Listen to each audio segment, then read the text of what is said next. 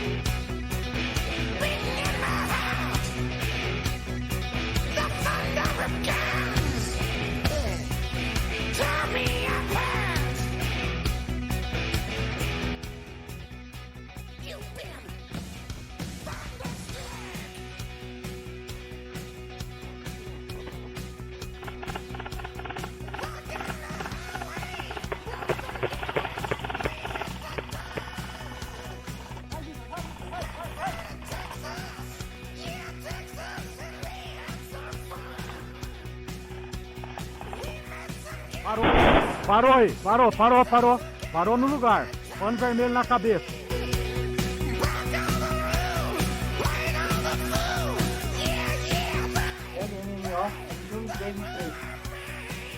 Pessoal, quer grupar aqui, quer grupar no objetivo, pessoal, todos aqui no objetivo, pessoal, quer grupar. Rendido. Por que você tirou ele? Porque ele é espião. Não, ele não é espião, ele rendeu eu. E você, quem é? Quem é você? Eu sou o Aldo. Rendido. Quem é você? Hã? Não, tem uns mortos aí, põe os panos na cabeça. Vou pegar aqui, ó. O que aconteceu aí? Põe o pano na cabeça. Vocês atiraram, tira amigo, foi avisado. Tomou Alexandre e Enzo.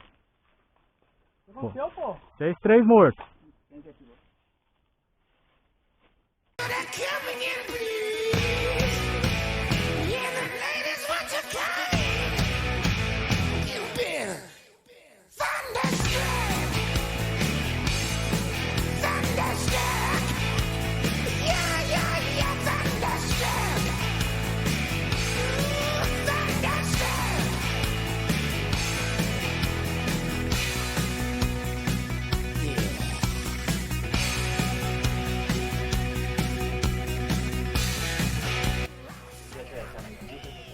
Onde tem globo, malandro não sou.